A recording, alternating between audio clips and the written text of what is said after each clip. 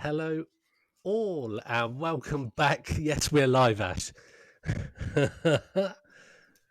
Welcome back to another episode. I don't know why you're even shocked by that because we just talked. Anyway, welcome back to another monthly episode of our Paranormal Roundtable. And again, we're joined by Mike. Welcome along, Mike. Hello, hello. Thank you for having me once again, Mr. especially after the Paramike. last episode. Yes. No, it was good last time. That was good. And we could have probably kept on talking about paranormal equipment and all that kind of jazz. So maybe we could touch on that later. We're not, unfortunately, Absolutely. joined by anybody else today. It's just us three chewing the fat. I think that's what it's called. How is everybody?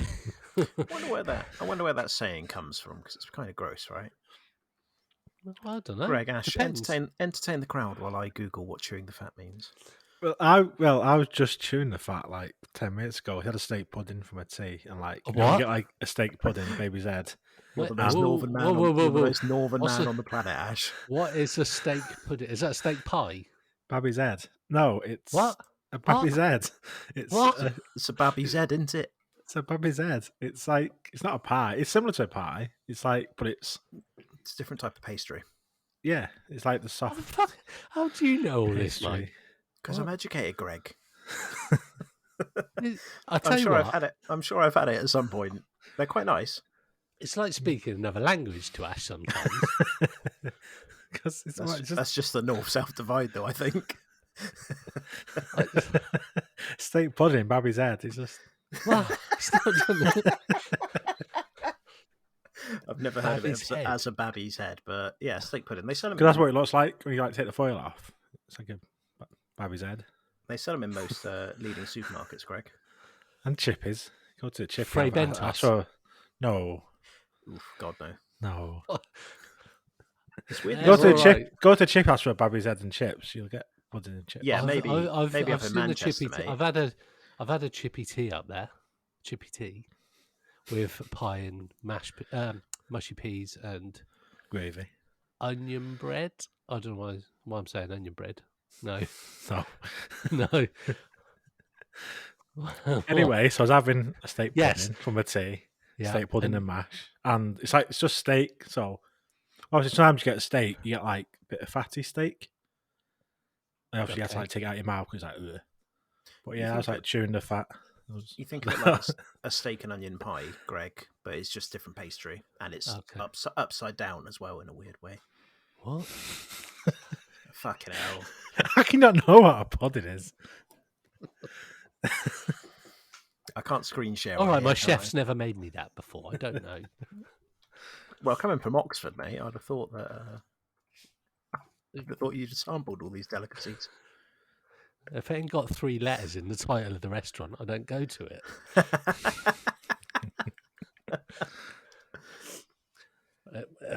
Right, let's have a look. There you go. Ash has kindly Ash has shared just a link for sent- us. What the fuck? Babby's Yed. Baby's head. What? As in a baby's head, I think. Baby's Yeah. head. That Yeah. does not look like a fucking baby's head. I can't believe Jesus Christ. that's in a takeaway container as well. Getting them from a takeaway is fucking a mental concept for me being a southerner. Wow. It's a whole nother world up north, isn't it? I think it takes like 40 minutes to cook it. You have to steam it. What? You can't just put it in the oven. You have to steam Ah, it. it's like a steamed pudding. Mm. I know what steamed pudding is. We It's not a those. dessert though. It's a main. Yeah. Yeah. Yeah. When I went to Wow. here's another York story for you. Go on. When I went to York last year, there's a company called the Yorkie Pud Company, and you can get a roast dinner wrapped in a Yorkshire pudding, like a wrap. Fucking Nice. divine. Nice. I'll tell you. In Swindon, there's a place you can get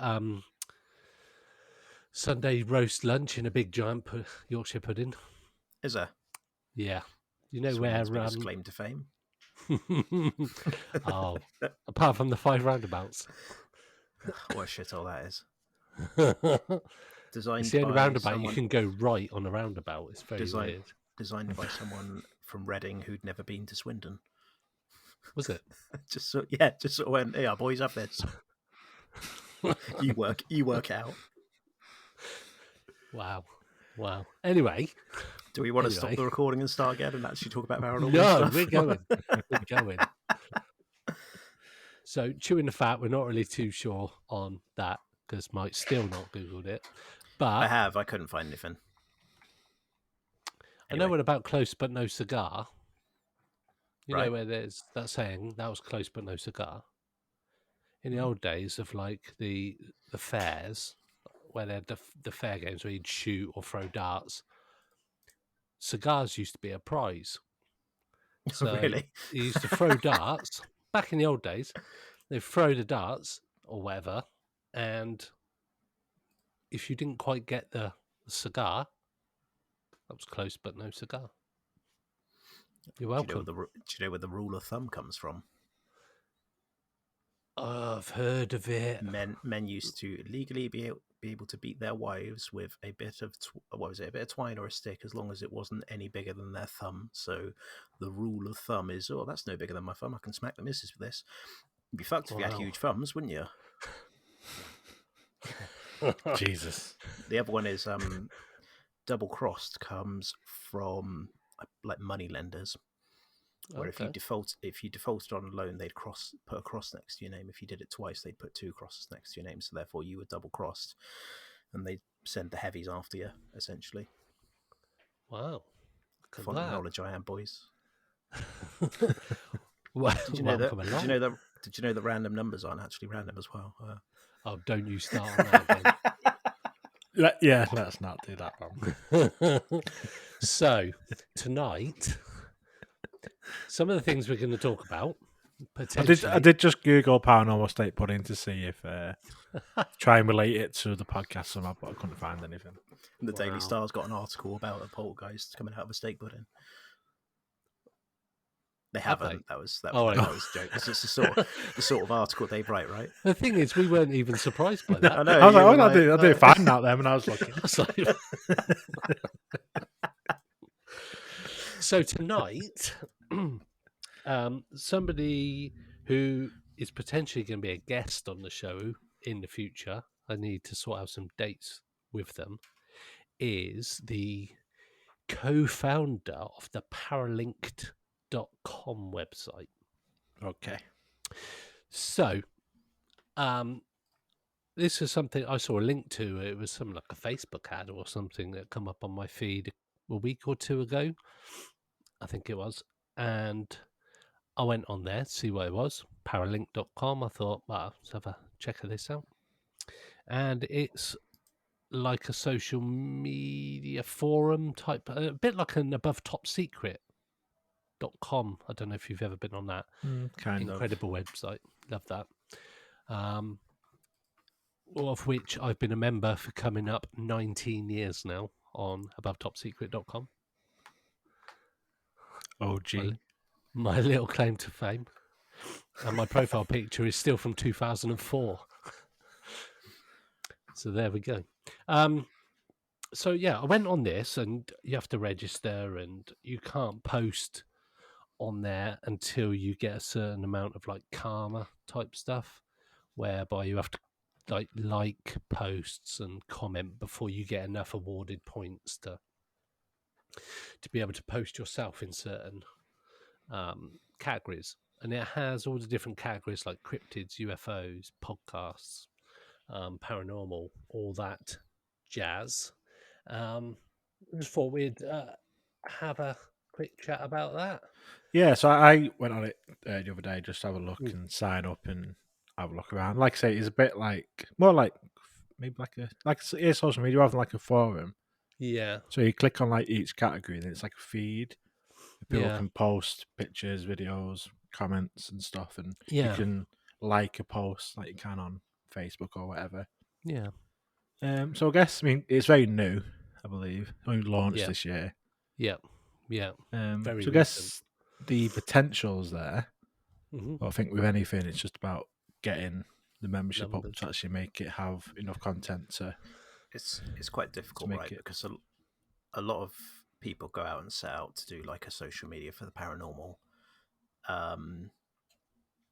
Because there's another one by the creators of GhostTube. They've got like on the GhostTube app, there's like a social media aspect of that now where you can sort of go on and talk about different locations and your experience and stuff. And the issue is actually creating a social media site is very difficult, and where Facebook exists and is so massive, a lot of it just is on there anyway. Yeah.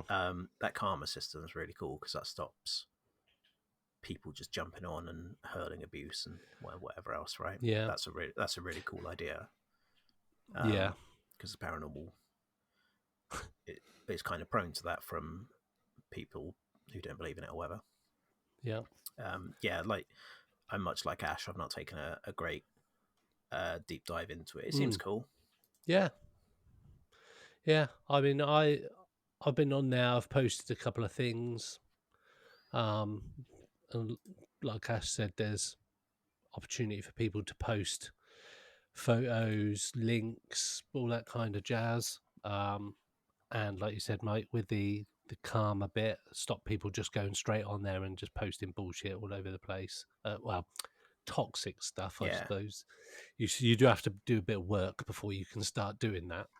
But I don't know what any kind of filter's like for that. But it does tell you can't post yet. Yeah. Imagine if you went through the process of liking a bunch of stuff just so you could go on there and be toxic and go, this is just dust or whatever. Yeah. And the paranormal is, like we discussed before, is pretty toxic at times. If anybody has been following certain things on the paranormal subject over the last few days, I've been trying to have a good deep dive into it, but I've been a bit poorly. So I haven't really done a great deal. But COVID. But actual COVID, by the way, Greg is not joking when he says that. Oh yeah, actual COVID. I got the test to prove it as well. I got the certificate. That was a blast from the past, having to do the old up the nose type job stuff. So yeah, the world is quite toxic anyway. At times, people don't like people that are successful. Generally, there's a lot of people who get quite jealous. The paranormal field seems to have its fair share of that.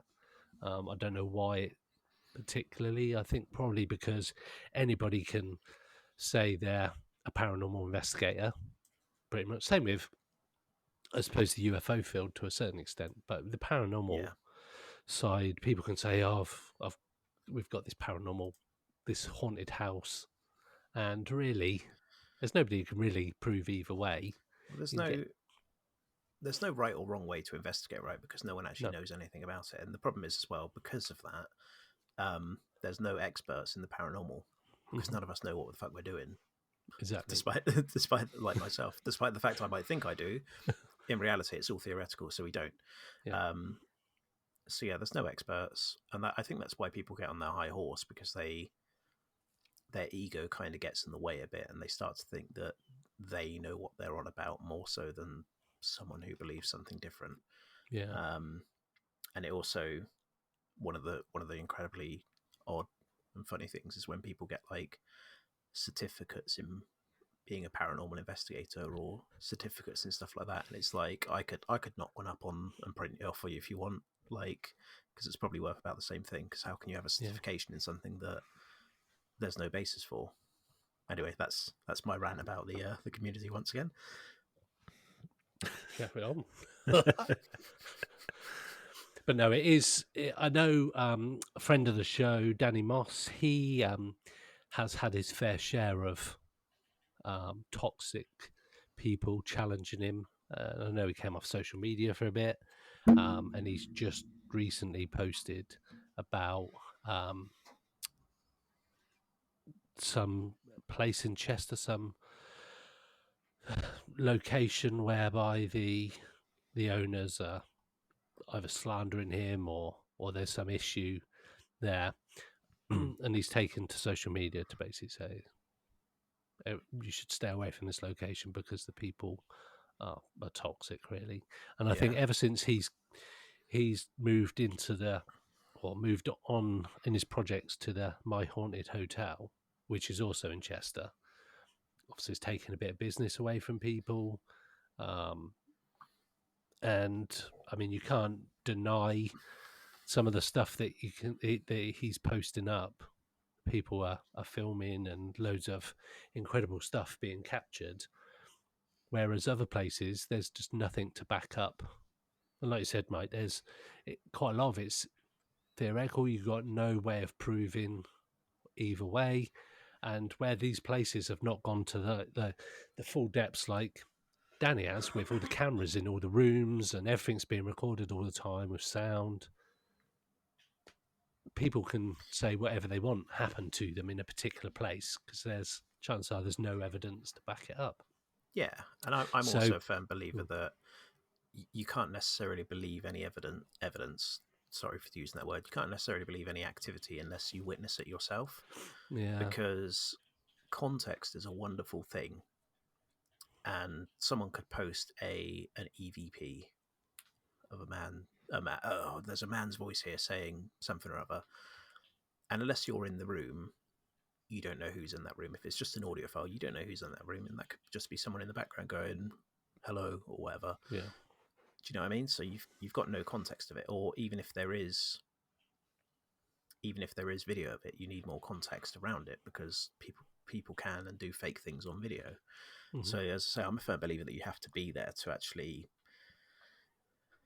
try and genuinely say if any activity is real. The Danny Moss thing is also interesting because that definitely seems like there's quite a large element of how successful he is. Now, rightly or wrongly, because and I'm sure I've said this before, I'm a big Danny Moss fan, but I look at some of the stuff and I go, my own experiences do not reflect in any way, shape, or form what he captures. So therefore, it seems like it's too good to be true. Now, I could be totally wrong, and he could be capturing this mental evidence. But again, as I'm not there, I take it with a pinch of salt. Yeah, yeah, absolutely. And I think that's the same with anytime you go on a paranormal investigation as well. You can go somewhere and somebody goes, "Oh, I just heard that. Did you hear it?" And straight away, you're kind of almost being conditioned you're being primed by that person that you either should have heard something or that they're willing you to have heard it. And have I told you the tale of my belly rumbling at the ghost investigation? No. I'm not sure if I did. So when we did an investigation at a mansion in Manchester, like through an organised group, and the last bit we did for like the last hour was like a vigil.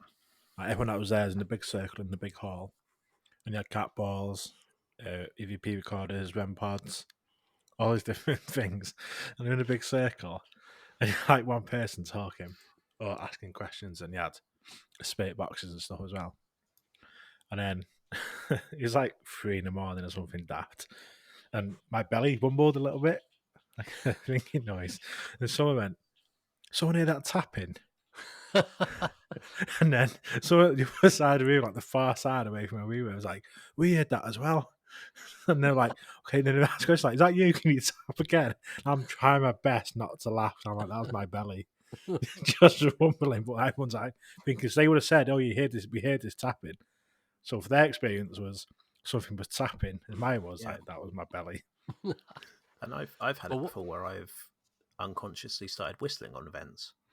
I'll just randomly start whistling a tune that's in my head, and fucking people are spinning around going, "Do you hear that whistling?" I'm like, "Oh, sorry, yeah."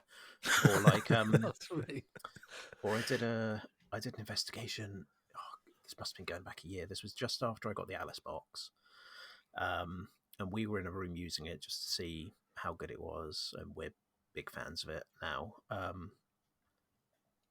But I also had a camera set up outside the room, and there was another group out there. Basically, when the Alice box goes off, it makes a sort of sound like an old corner shop door, essentially. So we've got that going, and periodically it's making that sound. And then after we have our session, we step out, and there's a fucking bunch of people outside going, "Do you hear that whistling? Do you hear that whistling? Oh my God, do you hear that?" And I'm like, it's my device. Like, they're paranormal.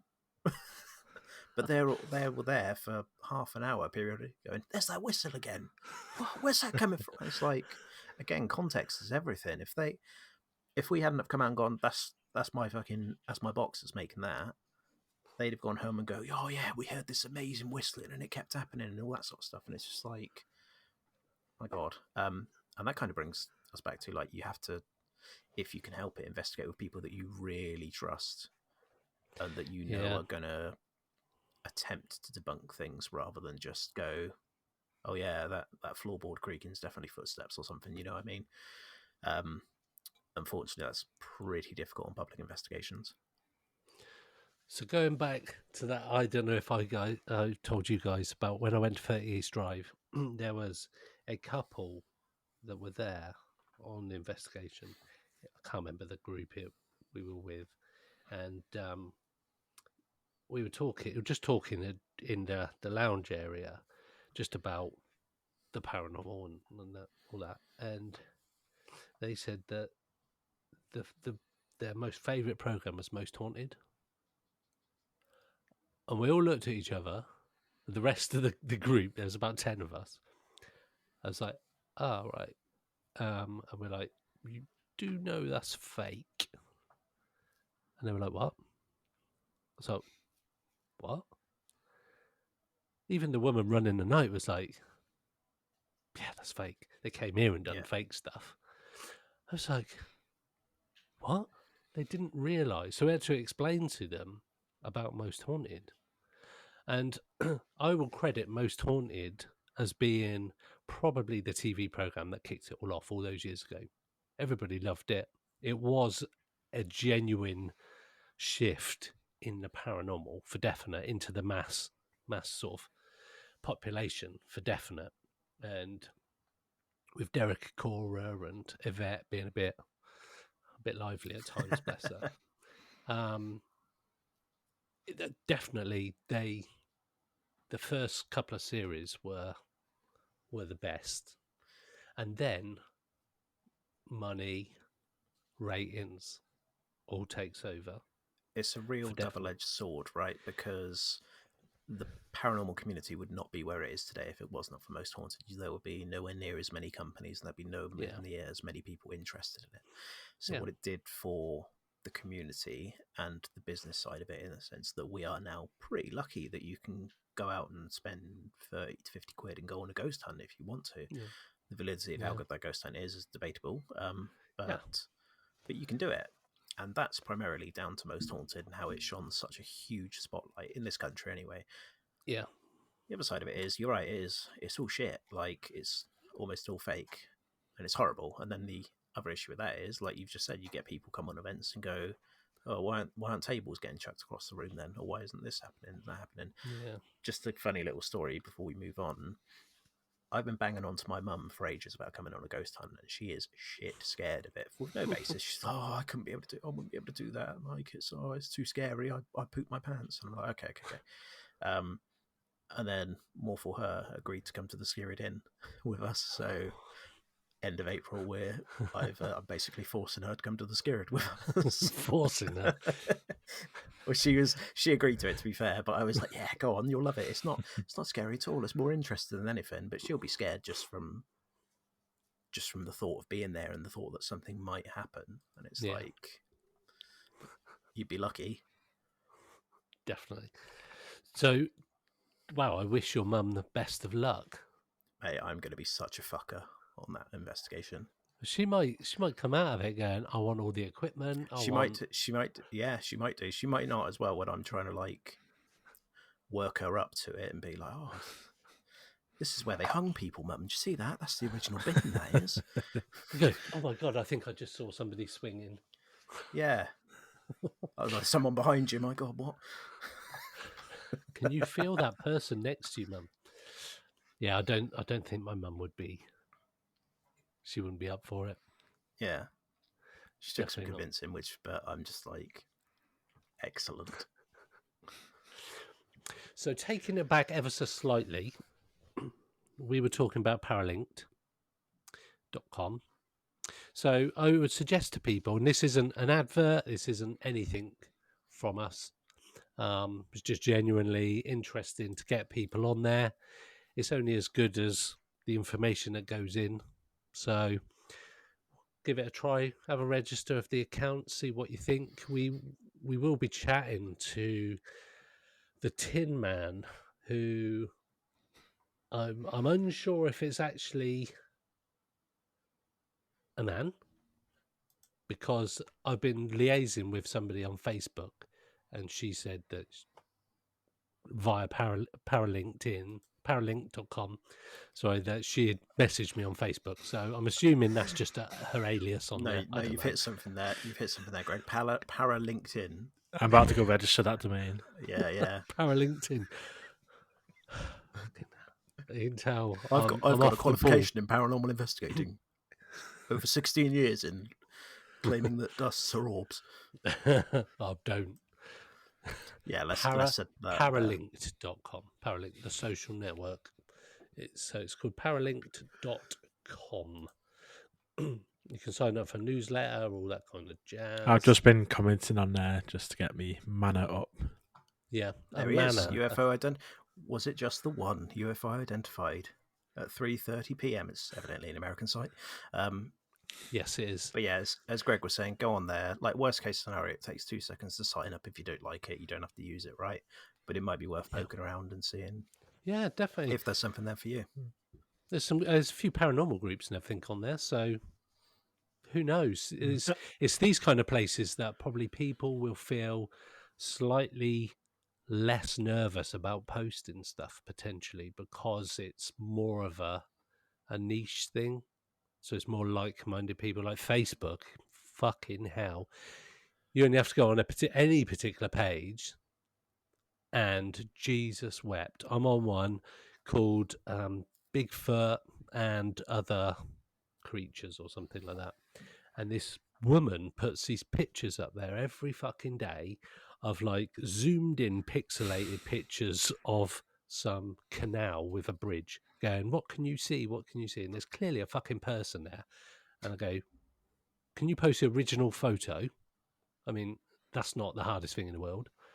And they're like, but there's no filters on it. Can you just give me an unedited photo so I can look at it? That's all I want. Yeah. And then I can decide whether the person that looks like a person is a person, or it's pareidolia, or whatever it might be. But then people are going, but I can see other things in there. And I'm like, what the fuck? I can see Jesus in a piece of toast. Yeah. Elvis is looking at me.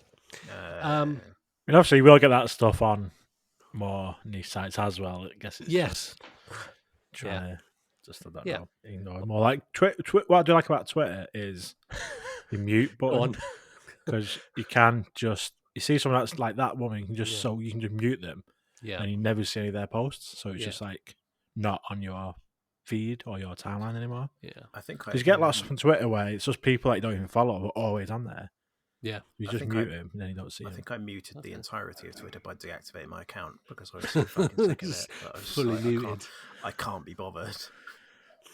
Well, it's funny because I sent you both that video that I was sent by a guy who he's reaching out to Frank as well, UFO Thinker Frank, with videos, and I don't really know what to say to this guy, because he told me to delete the video, only watch it once. So I don't know, but these kind of people also lurk on the niche sites as well. So like Ash said, you do need to take everything with a pinch of salt on everything to do with online. It is a crazy place. And that just comes back to vigilance and an earlier point that unless you're there, I don't think you can really consider anything real. Yeah, it's such a weird same with UFOs, but with UFOs, there's a more tangible object. The UFO community has got their shit together compared to the paranormal community, I tell you. Yeah. You guys have got like conferences and fucking Congress going at it. We've just got like some bloke going, oh, I've got a certificate. I printed it off myself. Send me some stars because I can see your Auntie Mildred in a pink corner in mate, the bedroom. do not start. Do not fucking start. But with it's that. very true. UFO Twitter is basically an organized place compared to exactly. Comparable. But it's a Wild West. But the paranormal is it's like Wild West on acid. It is a strange place. I've been banned from so many pages, and talking about Facebook groups. There was a photo that was up this week that I have to mention, honorary mention for this photograph. The Olympic Stadium in Montreal. That wasn't back, was it? It was back this week. I don't know if you've seen that picture, Mike, but it's a picture that rears its. Yeah. These triangular lights in the fog rears its ugly head every few months. People go, "This was taken last week in Canada." Yes, it was. But unfortunately, it's the same photo it's exactly the same photo with a different caption. And I'm so fucking hell. I even put on there, this again. And then loads of people going, this is the Olympic Stadium. It's just like, oh my God. It's just, it's difficult, isn't it? Because once again, as I say all the time, it's belief based. So you can't necessarily argue with people's beliefs.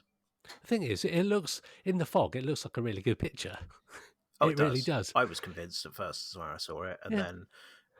And then someone put up like a normal picture and I was like, oh, it's good. It's that shit. Oh. Yeah. It's just like, okay. Sometimes if it's too good to be true, normally is. And that picture is too good to be true. And the funny thing to it, well, certain corners of the community as well. The funny thing about it is, it's almost as if they don't want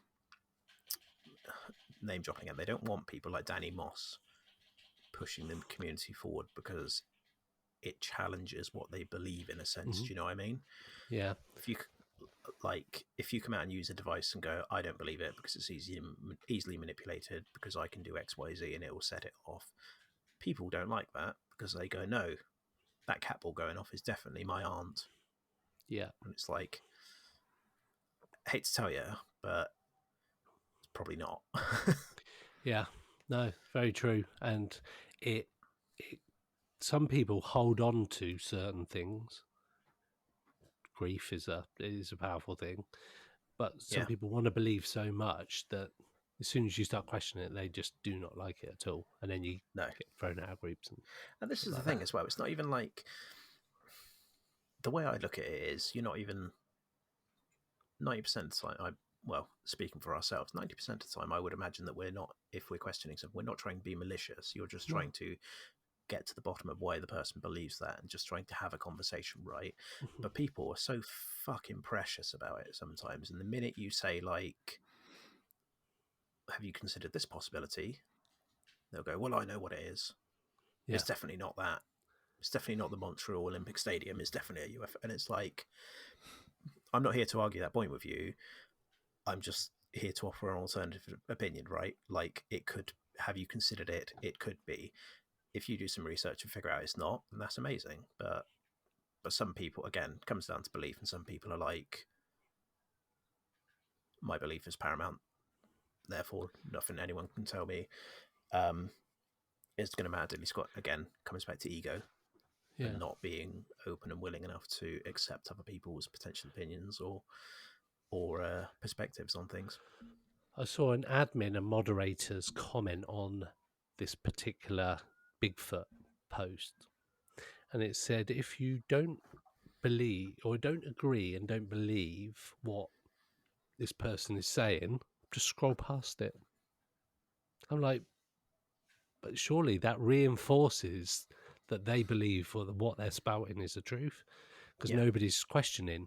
If you don't question things, it becomes like a blind faith thing, and it's self-perpetuating wheel, right? Where they'll just, and then you get a group of people just go, yeah, that's a great picture. Yeah. And then this person starts putting more. And next thing you know, they're all drinking the Kool-Aid, right? Yeah, they are. They are. They But yeah, are. I totally get what you mean. And this is the thing about like Facebook, the amount of groups and that are, and to be fair, I'm not a member of that many groups, but the amount of them that are like, no hate, be respectful, this, that, and the other. But the minute you turn around and go, have you considered this? Is it not? Is it not dust? Is it not potentially an insect? Apparently, you're being hateful. And it's like, no, Mhm. it's not calling you out. It's a have you considered? Because like you should be fucking doing due diligence before you're Yeah, claiming something's yeah, paranormal, rather than just going, oh, insect paranormal, because they all want yeah, their 15 fucking minutes or something. It's like, no, I- it's not about that. If you're serious about it and if you actually care about it, you do your fucking due diligence. yeah. You wouldn't. It only takes a few seconds Yeah, sometimes just to yeah, Google what lens flare is on an iPhone, and you'll see the chances are it's green. A green orb in the direct sunlight is generally an artifact from the camera on your Apple yeah. device. So I And was banned from a group called Uprising, ran by Whoa. idiots, and because they call themselves a research and investigation group, and basically someone put a picture up, just lens flare. Lots of people do it. Easy mistake to make. You don't know what it Yep, is. yep. So I put a comment explaining what it was, how it occurs, because I got an article on UFO identified, explaining lens flare and how you can identify it using different methods. I said, so this is lens flare. This is why. To learn more, like read this article, blah blah blah. So I got banned because the comment originally, well, didn't not banned straight away. One of the admin or the people that created it, were like, this is someone's belief. Like, you can let them have their belief or something. So I just put, so we're not allowed to challenge anything. We can't even I don't mean to be funny explain as the I don't reasons. mean to Then be that's funny when I as was well. banned from the group. Just because they believe something and you believe something else doesn't mean that those things are diametrically opposed, and and like one of them has to be true and the other one has to be false. They are beliefs.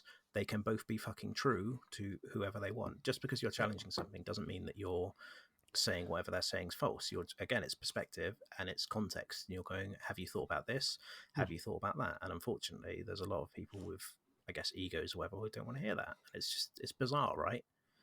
Because If how are somebody you? believes they've caught a photograph of something magical or spiritual or otherworldly, and they've gone, oh my God, I can't believe this. And somebody goes, have you thought about it? It might just be a reflection of the light on the back of the camera lens. Fuck. And I get it can No. be I get it can be disheartening, right? Yeah. Because you think you've got this really compelling, life affirming piece of evidence, air quotes, and then someone goes, "Oh, actually, this is lens flare." You're gonna feel like, "Oh, fuck," but how? I mean, I don't think people think about this deeply, but how is the paranormal community ever going to get taken seriously when we're not holding ourselves accountable, Yeah. right?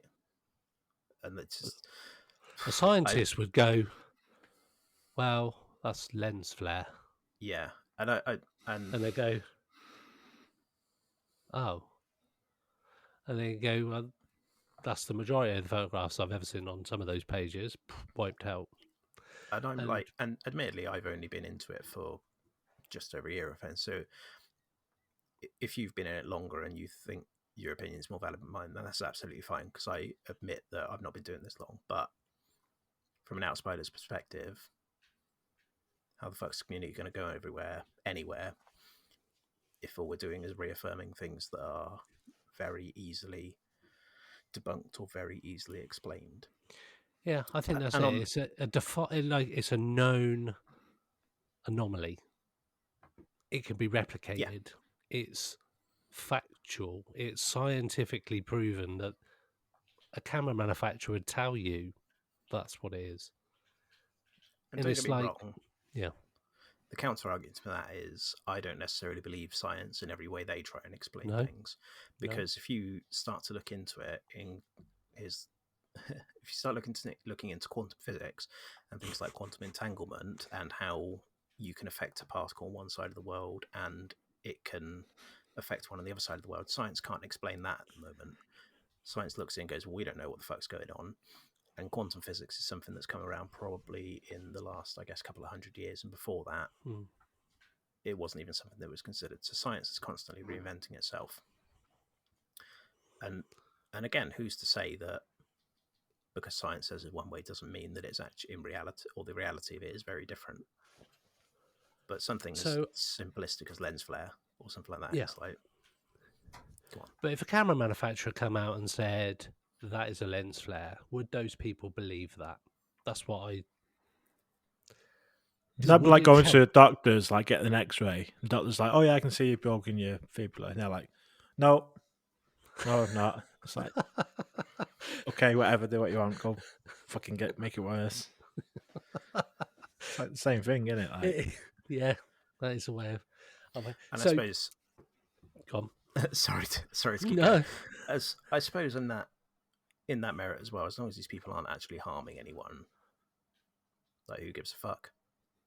It's true. But if they are pushing a narrative knowingly, because some of these people know what they're doing, absolutely, they put a picture up and go, "Can you see this ghost or whatever?" And it's just, "So what fucking ghost?" They go, then somebody else will go, "Yeah, I can see 3 demons in that picture."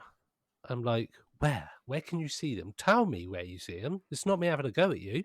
This is me trying to understand how the fuck you're seeing all these demons and all these ghosts in this image of a fucking house with nothing going on in it. And then some people go, but some people can see it and some people can't. Well, that's not fucking good, is it? How are you ever gonna? And that's what gets me banned, because at that point I start getting a red rag going, "Look, I'm only asking a question. I'm not being rude." Maybe you shouldn't be so inflammatory, Greg. I mean, that's quite. The only time I do that is when it's like a lens flare, and then they start saying, "No, but I saw it with my naked eye." It's like, Oh, yeah. No, you didn't. Like, Oh yeah, that's a good one. When That they is. start trying to fabricate, it's like, now you're just lying. So I saw it with my now own I'm eye. coming for you. Yeah. And again, I like like Yeah. you just said, I've seen videos on TikTok where there's what looks like a video of an empty window of a fucking church or something, let's say at night, and whoever's put the video up's put a massive fucking red circle over the video going, "Oh, what can you see?" Nothing, because there's fucking nothing there. But people don't like that, do they? Oh, I can see this, that, and the other. I can see this, that, and the other. Oh. There was one a while ago where it was like someone posted a picture. One of the pages on Facebook posted a picture of the Annabelle doll from the Conjuring movie, and they were like, "Would you spend a night with this doll?" And I was like, "Yes, because it's a fucking movie prop. That's not the real one. It's from the movie, you cocks." Like. And people in the comments, "Oh no, way too freaky. Oh, that doll's evil." It's like, it's a prop. Mm-hmm. It's from the movie. It's a weird place. But talking about fakes and fake photos. Nice. Do you like what I did there? Nice segue there. So weirdly, I was watching. So there's a program I watch every evening called Richard Osman's Richard Osman's House of Games. I don't know if you've seen it. It's on BBC Two. Oh, I wish about I 6 o'clock. No, it's really good actually. Like quiz show. Crowd, eh? Yeah, it's no. Anyway, so just before it tonight is a program called Flog It. Like these people buy shit or flea markets, or whatever, and then sell them at auction. So it's usually watch the last few minutes of it while I'm waiting for the next program to start. Anyway, lo and behold, what is up for auction? But a load of paranormal stuff. I was like, oh, hello. I didn't see them buy it to begin with. I just saw them selling it. And what it was old Victorian original photos of mediums that have taken photographs during the seances. Now, if you Google that shit, you will see that in the old days at the seances, that there's some very famous pictures of like mediums with what appears to be ectoplasm coming out of their mouth and sort of round and up into like weird cloud objects in these photographs, which apparently wasn't seen at the time, and all the stuff that happens now, but back then before Facebook. And they were selling them on this program. and it reminded me of like the Arthur C. Clarke program and everything I used to watch, and thought it would be a good conversation starter for here. Now, have you ever seen those photos? Because they've always intrigued me from when I was little, these ectoplasm photos. And you only have to Google like Victorian seance ectoplasm, and you'll see exactly what I mean. It looks like cotton wool, and I believe it was actually cotton wool. They used Cheesecloth. to swallow it, didn't they? Oh, yeah, cheesecloth, sorry. They used to swallow it, and then during the seances, pull it out. Regurgitate it. Yeah. And it was It's mad. the rooms were always very dark. Yeah. Where they would do it. The pictures are fake or not, they're amazing, and They do look awesome. They do look cool, and they do look really compelling. Yeah. But yeah, apparently the rooms were very dark, and I can't remember if it was prune or not, but they reckoned it was cheesecloth, and you're right, they'd either store it in their mouths or swallow it and then regurgitate it as they were allegedly channeling or something. It almost became like a parlor trick. So so during the seance, these mediums would do it, and it'd be a sign of the ghosts in the room. And the photographs, like you say, are very compelling, and they do look really cool considering when they were taken, like 100 years ago or whatever. But even back then, people were trying to make money out of the paranormal, like they are now. And you've got the charlatans, and if you think of the original mediums, the Fox sisters as well, yeah, who when they first came out, they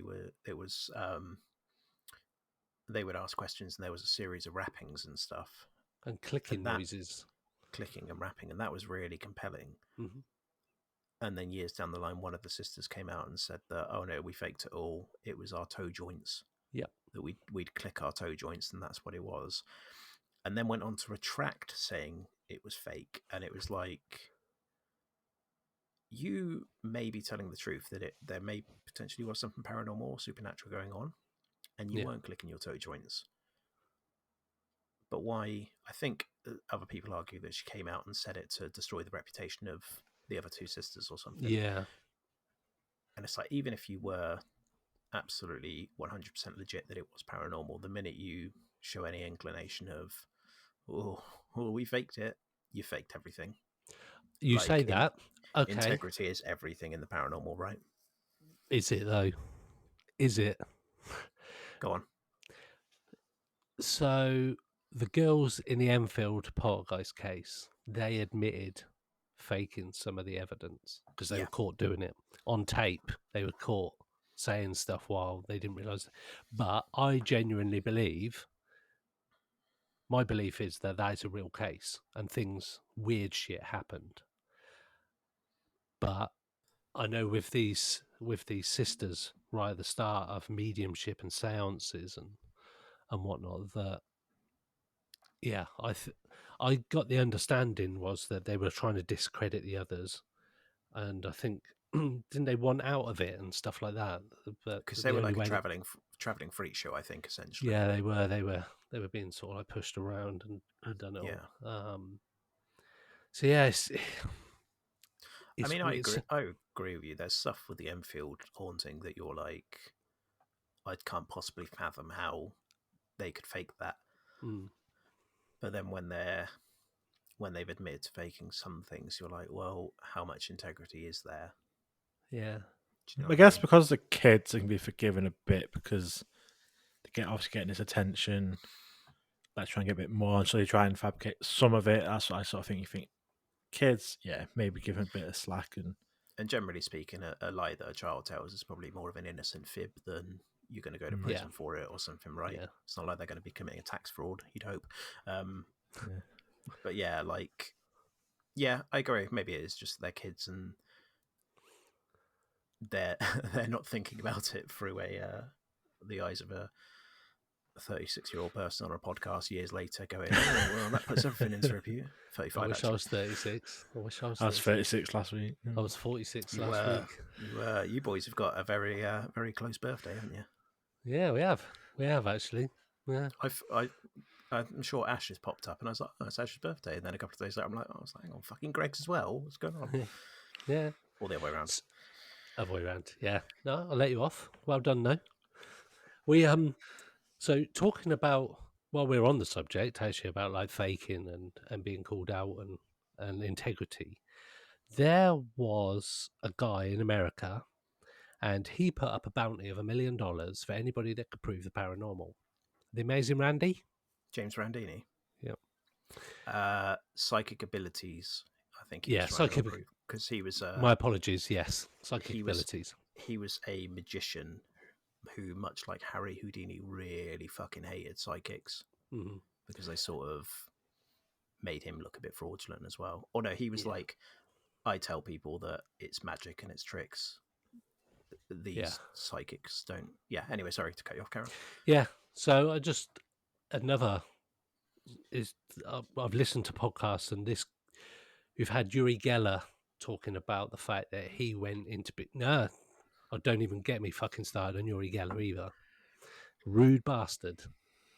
I asked him on Twitter to come on the podcast, and he's like, I'm too busy, basically. And then loads of people calling him out on the back of my comments saying, you were quite rude there, Yuri. And all this.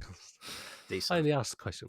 Anyway, so on the Joe Rogan podcast, it was talking to some guy, and he actually was telling stories of how he was able to fake stuff in front of university studies to try and prove his psychic ability and bending spoons and all this kind of stuff. And he'd break into the suite at night and bend stuff ready for the morning. And I'll try and find the podcast. It's brilliant to listen to. And he's like trying to scam and keep this pretense up of this paranormal and telekinesis and all these psychic abilities. And it goes to show you that if there's some money in it for people and there's this glory and this fame, which the internet doesn't necessarily, Facebook doesn't necessarily provide monetary success, to be fair.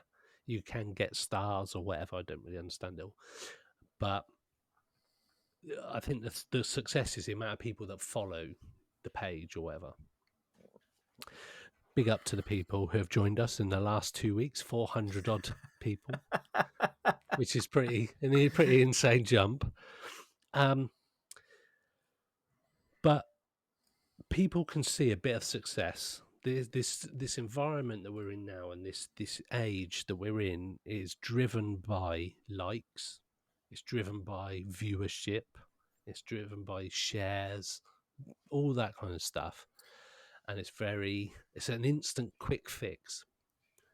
And I think it's that people have always wanted their 15 minutes of fame, but now it's more achievable. Yes, with stuff like that. And it's in the grasp of everybody. Anybody with a phone and an internet connection now can become famous or have a moment of glory. Yeah. There's some people who also don't care where that attention comes from, right? And this is going off topic of the paranormal, but you look at the explosion of OnlyFans as a barometer of that, right? And how people are, how I've never exploded to OnlyFans. Anyway, how people are so fucking casual about doing porn nowadays. You know what I mean?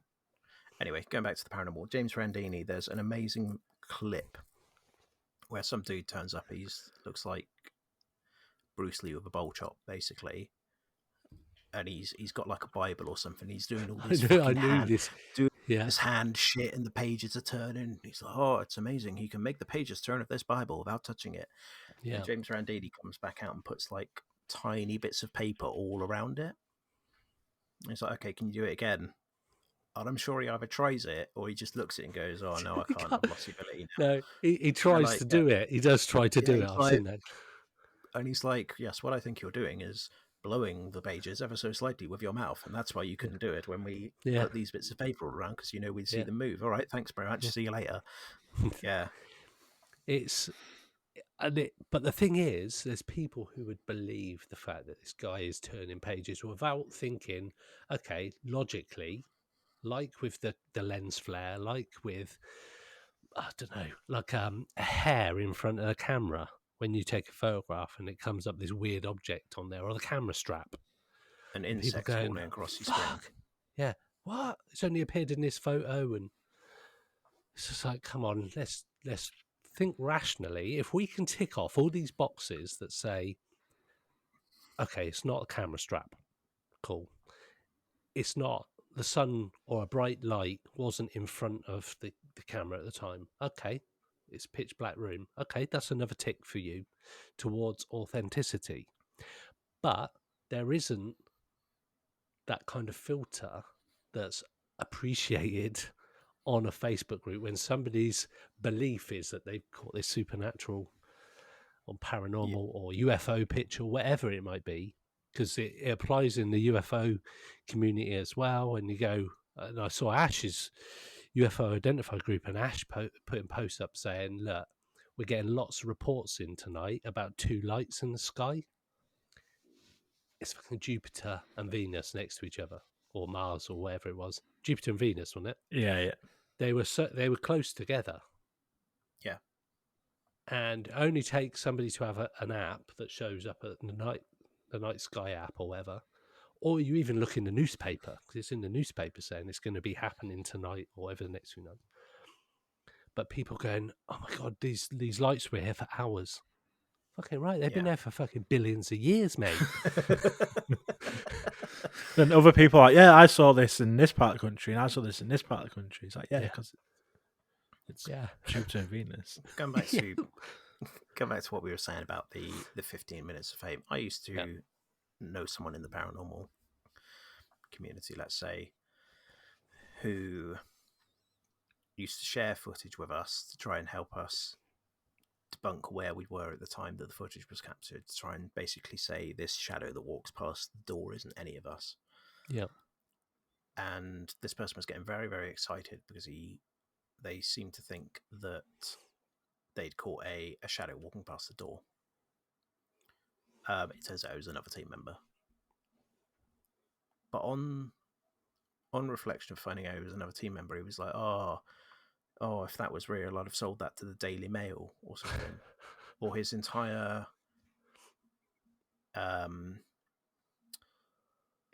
thing was he just wanted to sell it to try and make money off it. Oh, I'd have sold that to the Sun and retired in Barbados if that was real.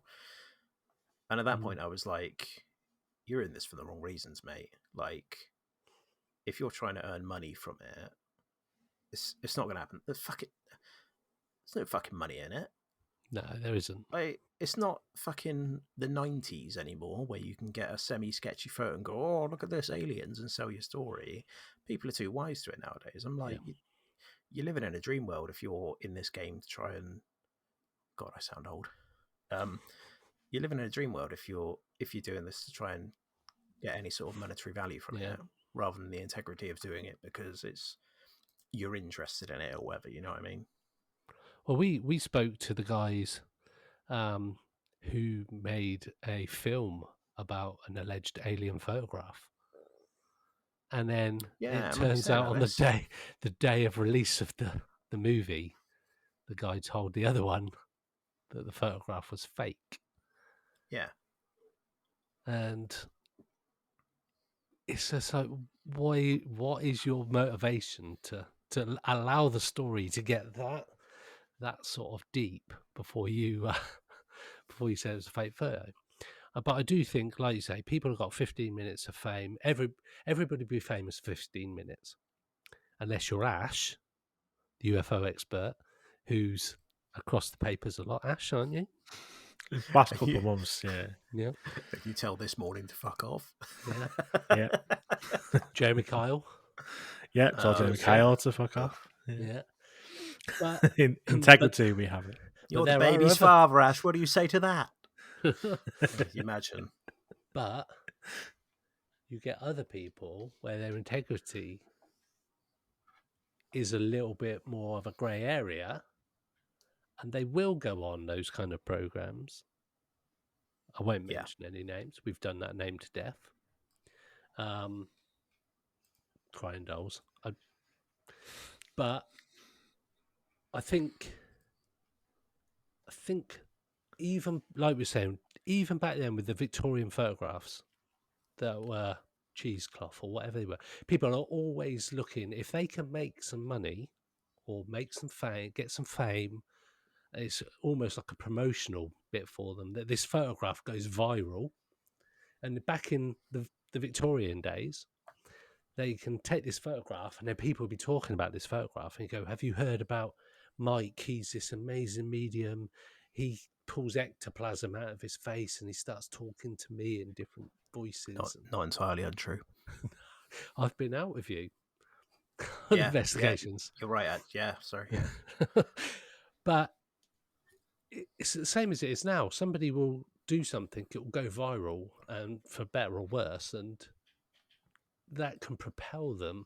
So there is a strive to do that. I think we posted up a photograph last year or the year before about that was a photograph of a plane that was taken on long exposure. The amount of reach that photograph got across the social media was insane. We're talking, I don't know if it was like 90, 100,000.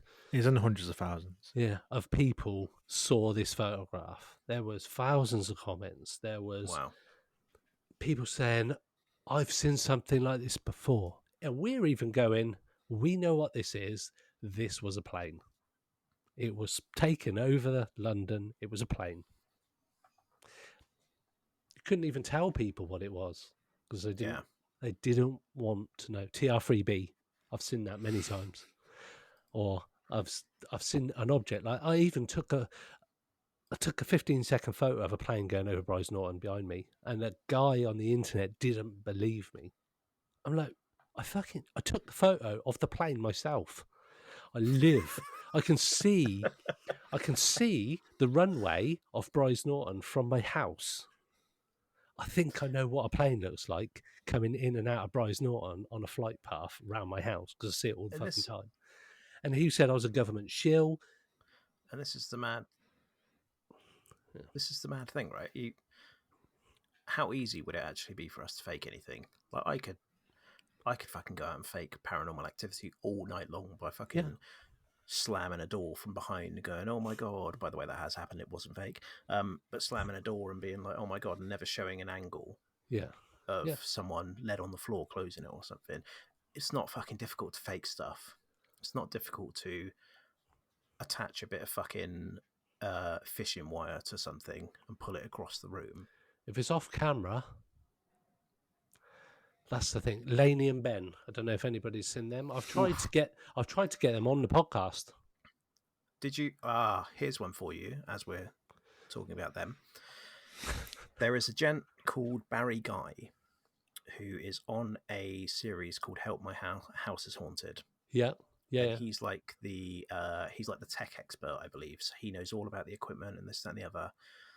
And he put a post out this week being like, Laney and Ben and a guy called Really Haunted, who's a northern dude called Lee, similar sort of deal. He's a prick. He's from Ghost of Britain. Lee and his missus. They're the ones who banned me. They're pricks. Okay. But Barry Guy basically. Sorry, Ash. Ash is just holding his head in his hands. He is, yeah. Bring it on. Shots fired. So Barry Guy, who's reputable, put a post out saying, my production team has contacted Laney and Ben and Really Haunted multiple times to see if we can come around and investigate because we think some of their evidence is really compelling and we'd like to try and reinforce and show that it is actually real. And funnily enough, every time they've asked, they've either been ghosted or been told, no, sorry, we don't want to. Why might that be? Yeah, exactly. They've been on loads of programs. Because if you're looking for fame and someone who has a TV series where he's going into celebrities' houses and investigating their houses and stuff, and then they go, hey, we'll offer, you'd think, oh, this would be a massive uptick in our fame. That sounds good. Or to share our story or whatever. That sounds really good, but guess you don't want to do that because it's fucking bollocks. And it's you wearing a green morph suit. It takes away the TikTok aspect. It's all about views on TikTok. Someone told me about them a while ago and they were like, oh, they're really good. Oh, they've got a poltergeist in their house. Or And within 2 seconds of pulling up a video of him doing a top 10 countdown, I was like, this is bullshit. Yeah, yeah. See, I've seen some of their footage, and it looks quite good, some of their footage, but then some of it's off camera, and you don't show what's around the corner, and it's just stuff like that. If you're filming it, why wouldn't you go around there and see what was there? Yeah. And don't get me wrong, I feel like a massive hypocritical motherfucker when I used to say, oh, Most Haunted, every time a door slams, it's just off camera, and they just conveniently turn the camera at the last minute. And then that literally happened to us at Health Hydra last year, and I was like, for fuck's sake, the one time something happens and everything I've always said about, oh, it's always off camera, oh, it's bollocks, and then it literally happened to us. We tried to debunk that door slamming like a motherfucker. We spent a good half an hour trying to debunk it, which obviously I'm not going to... I mean, I could put it in a video, but it's boring as fuck. But we tried like fuck to debunk it and couldn't come up with a reasonable explanation. But the footage is the sound of a door slamming off camera, then people reacting to it, and I'm like, this looks like such bollocks. Is everything I've ever hated about the Paranormal. Yeah, exactly, yeah. Absolutely. But then we had that, me and Ash, we were doing the filming, the last bit of filming in the basement, and then there's a noise off camera. So what the fuck is that? And it looks it looks genuinely like something you would see on like Paranormal Activity or Most Haunted or anything like that. And it genuinely... When are you guys gonna release that footage? I've got it all on my MacBook here. It's just time. It was only... So we did the Ouija board, and the batteries went dead and stuff like that, but the thing didn't move, and it's just a very fucking odd place. I've got loads of footage. So my batteries always go dead down there. That's that one thing I can say is that battery just drains, and up here they're fine. Yeah. Then down there they just go. Because we've done Ouija boards in my lounge here, like literally there. Like you do. Cameras set up, exact same setup as down there. And the cameras last the whole time, still on green, still everything's fine. Do it down there, 10 minutes, and the batteries are dead. It's just... That's weird. one thing that has been weird down there. Yeah, I've got all the footage. It's just I could just do it as like a found footage film. Just fucking stick it all up there. They went into the basement. They were never seen again. All we found was 2 years later was this footage on a MacBook in the corner, and this is their final story. Buy yourself a fake skull off of Amazon and film that at the beginning and be like, oh, is this what remains of Greg Tomlinson? I guess we found him. Yeah. I guess we're going to have to start wrapping up as we're in the hour point here. But before we do, what's the news about alleged fakers' ghost adventures, Greg, that you're going to tell us? So this is all breaking news stuff, and I don't have the full story, so I can't fully go in on it. But loads of TV series on the American channels, like the Travel Channel and Paramount and all Discovery, whatever, are all being cancelled. So Portals to Hell, what was the other one I saw today? Destination Fear. And they've all had people that have had something bad to, my understanding is they've had something bad to say about Zach Baggins.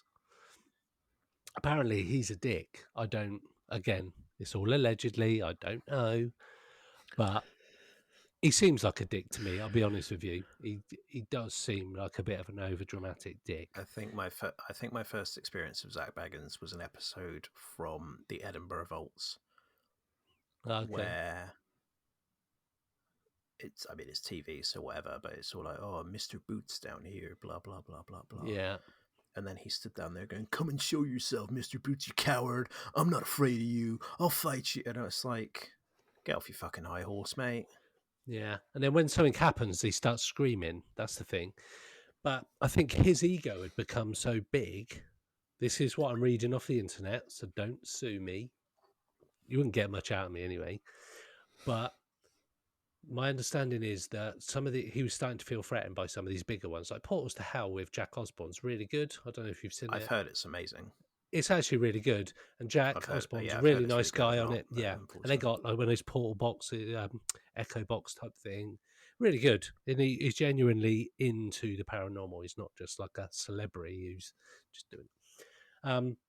And a lot of these programs are obviously starting to gain traction all over the world, which impacts on Ghost Adventures. And my understanding is, and forgive me if I'm wrong, that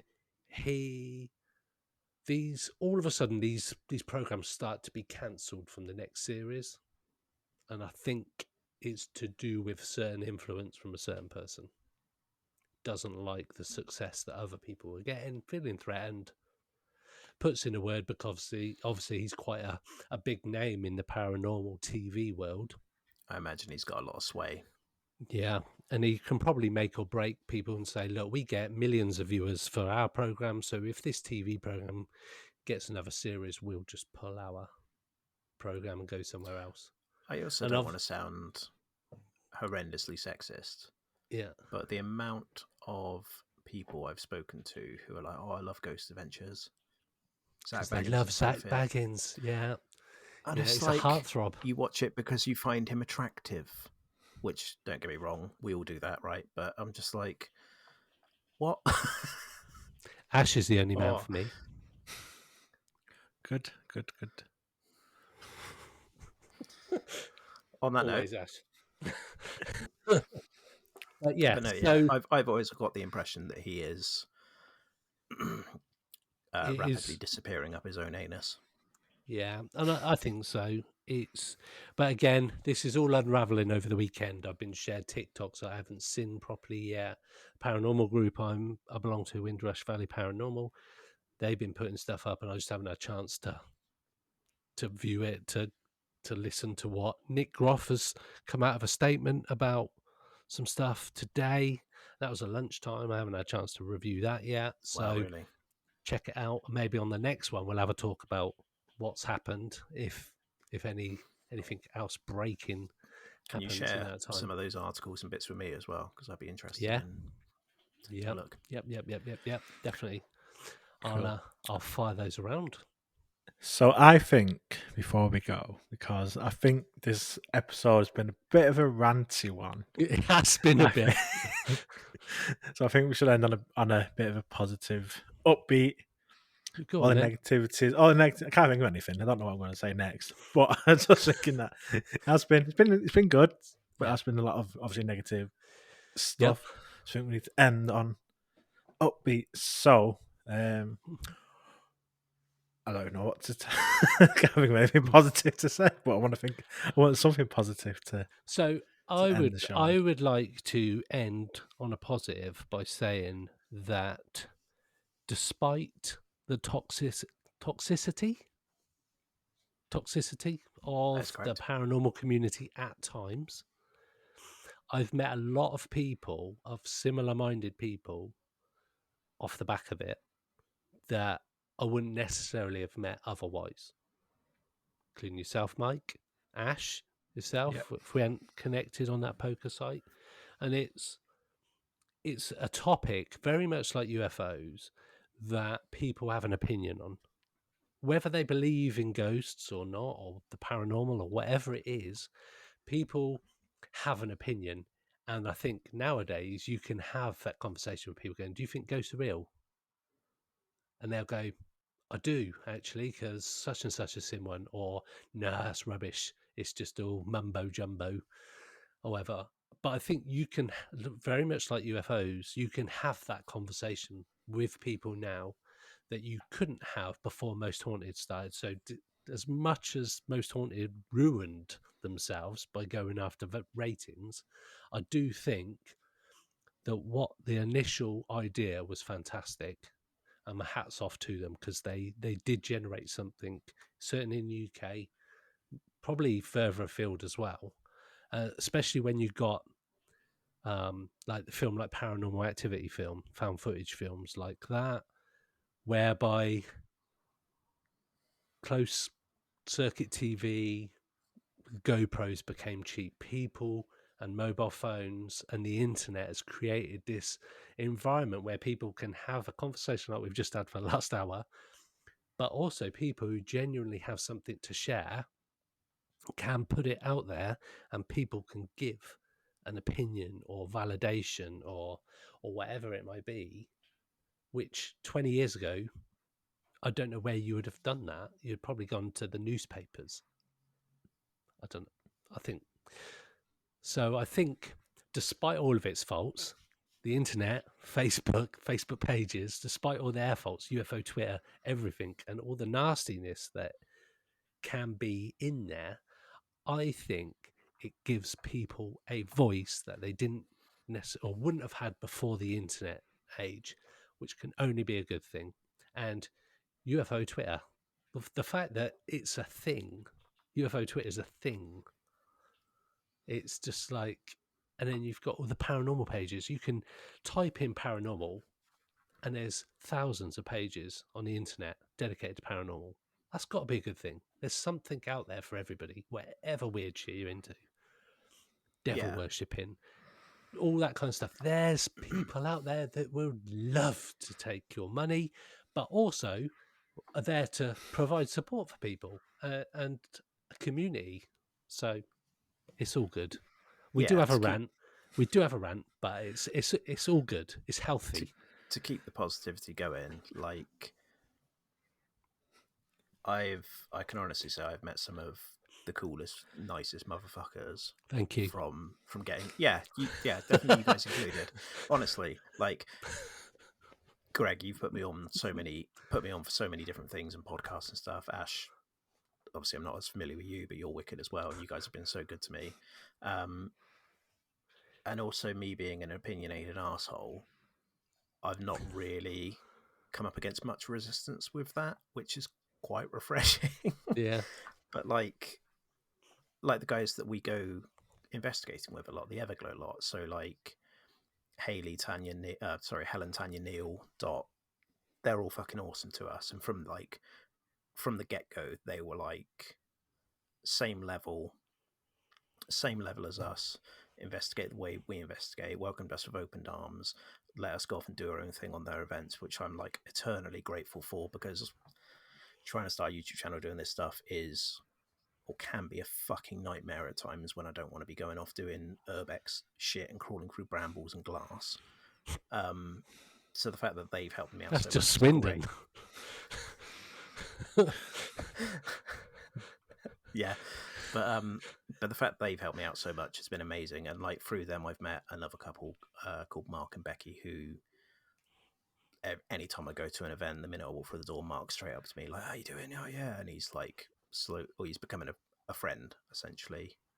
Yeah, there's some absolute diamonds in the paranormal community, and generally speaking, it seems to be most people that you'd speak to face to face. And I was always really apprehensive after not really necessarily believing this stuff for a long time, that when I started getting interested in it, am I going to be a real fucking weirdo by talking to people about my ghost stuff and whatever? And the amount of people that are like, so like you were saying, Greg, so open to it and so just willing to have at least the conversation nowadays, rather than just go, "No, it's bollocks, fuck off." Like even people at work where I'm a bit like, "Oh, I've got a YouTube channel when I go ghost hunting," they're like, "Oh, I believe in that. We'd love to come. We'd love to. Oh, that's really good. Yeah." And it's just wicked. Like some of the nicest people I've met have been through the paranormal. Go on, Ash. I guess I'll have to say something nice. You brought it up. You did bring it up.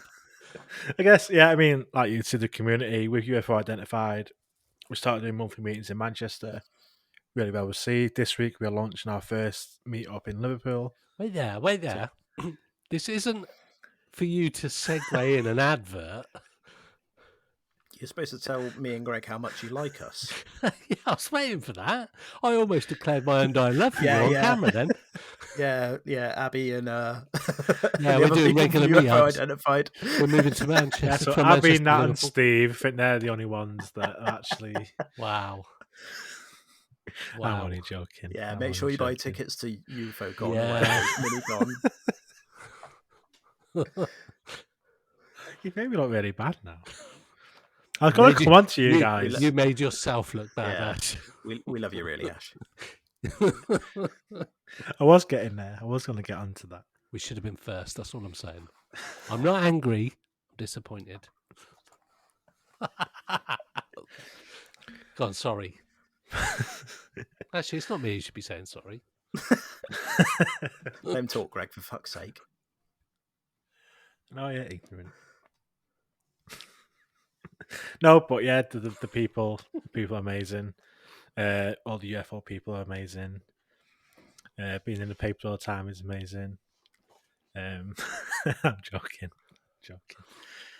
Yeah, no, just talking to people, just having these conversations, just all the people we talk to. We have guests like in the next couple of weeks.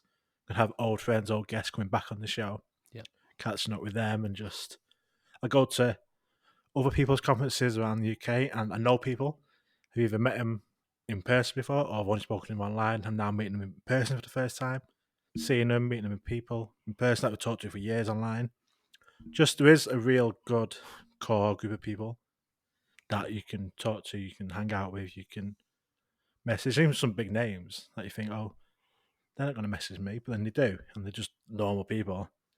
And they are, that you're obviously quite famous in the paranormal world, UFO world. They are just people. yeah. And they are friendly and they help you out and stuff like that. So, yeah, just the people, Greg, Mike, yourself, doing these every month. Countless hours I spend talking to Greg every week. Jesus Christ, yeah. It's a lot of hours. I'm surprised the internet hasn't slowed down the amount of time we spend online together. But yeah, no, there's lots of possibilities out there, and there's lots to come. So Yeah, it's all good stuff, and it's all exciting. yeah, and just to go on the back of that, like we've started this, and all it is what everybody's got in their home normally now: a camera or a laptop. Basically, that's all you need, and for free you can get your stuff out there, like we've done. And like you can put a video up on YouTube like Mike does. And yeah, it takes a bit of time and you learn the best way of doing it and editing and all that kind of stuff. But essentially, there's a tool that everybody's got that they can put their message out to people across the world, and like-minded people can get in touch. We get all sorts of stuff sent to us, as I shared those messages that guy sent me yesterday. It's just like, it's just such a crazy time to be in this community, that people are willing to share stuff with you that they probably 10, 15, 20 years ago wouldn't have shared with anybody. So we'll end on that note, shall we, guys? Before I just start spouting more. Sounds good. Nice one. Okay, so we'll be back for another episode of the Roundtable in about a month's time. Yeah, for April. So yeah, thanks for joining us, everybody. As always, get in touch. Cheers, Mike. Cheers, Mike. YouTube.com/Paramike. Yes, where can we find you again, Mike? Sorry. Linktree/Paramike. Go there. It's all there. It's definitely the best, Linktree. And Paramike. And get yourself on paralink.com. So check it out. Let us know what you think. We will be having people on, the founders. So if you've got any questions for them, ping them over to us and we can ask them. So cool. Nice one, guys. Catch you later. Speak to you later. What's the state?